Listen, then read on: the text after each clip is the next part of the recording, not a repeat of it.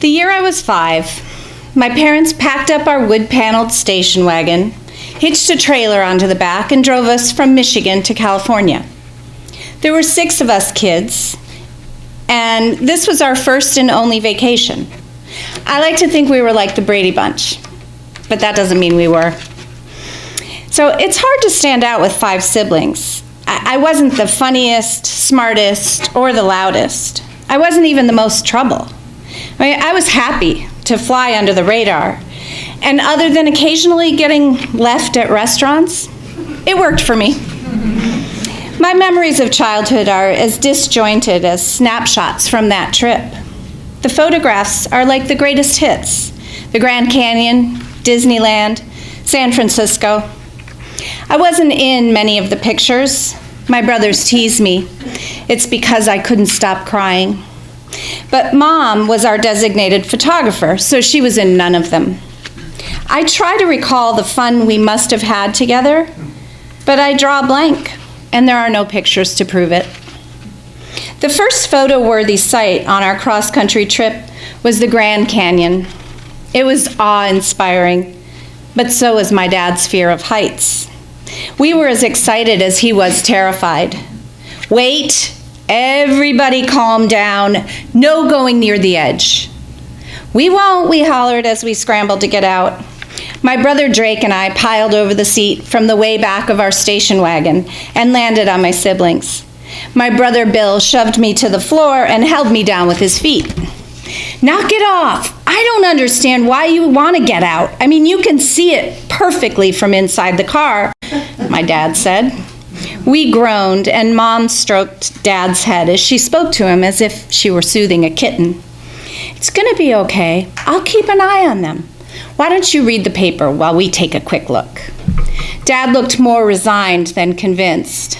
Finally, he said, okay, fine, but I want you to stay next to your mom. There's no need to go near the rail. I mean, that thing's not even sturdy. They couldn't afford a wall, he grumbled and shook his head at our insanity as we piled out of the car. It was beautiful and like nothing I'd ever seen, as if the earth had been scooped out to form an enormous bowl. I imagined the sides were decorated in bright colors, striped on by the world's largest paintbrush. Looking down made me dizzy. I mean, the enormity of it emphasized how small and insignificant I already felt.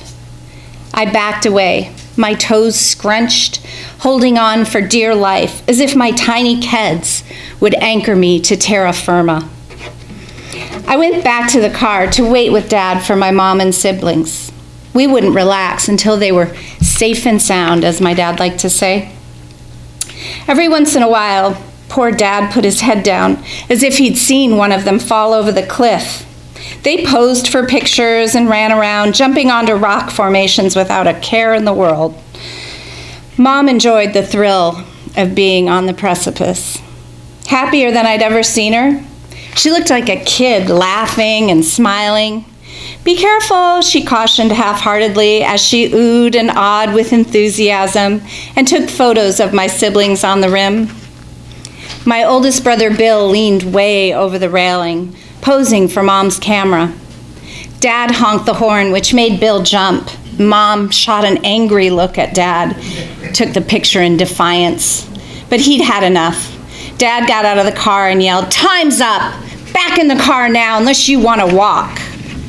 Mom looked somber, and she took her time walking back to the car. "Mom, I'm hungry. When's lunch?" I asked. "Let's go to McDonald's," Drake chimed in.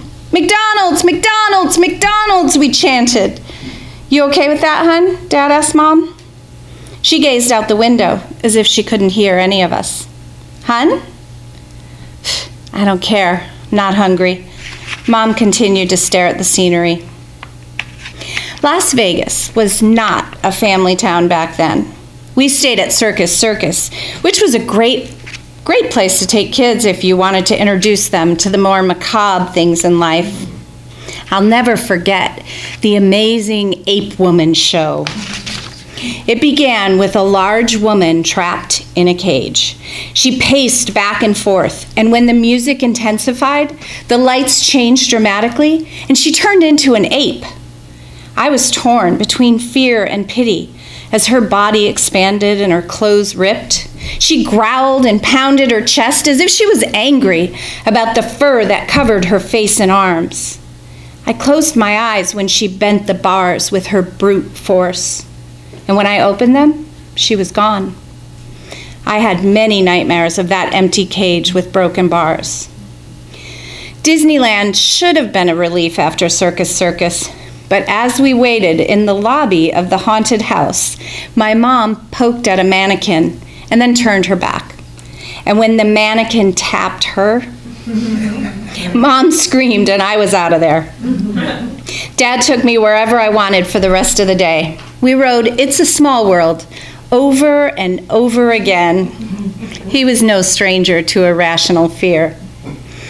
It was in California that I discovered I loved grapefruit. I mean, there's something so clean and fresh and pure about the taste. It's tart and sweet, the perfect balance of pleasure and pain. Each morning, Mom laid her maps and brochures on the table, and we planned what to do that day. She insisted we wouldn't go anywhere if we couldn't decide nicely. Luckily, she never held us to that. In my family, the loudest one wins. So I ignored the arguing and ate my grapefruit. I just pretended that we lived in this land of perfect fruit and better than perfect weather. You know, it's odd to me now, but San Francisco was my favorite place. The weather was not as accommodating as the rest of sunny California, but I loved the hills, the trolley cars, and even the fog. The city was artistic and rebellious, earthy but urban. San Francisco didn't compromise to try to make you like it. You either did or you didn't. I wanted to be just like San Francisco. Mom drove. She and Dad argued as we began the trek back to Michigan. You know, it's funny, I don't remember ever hearing my parents fight before that day.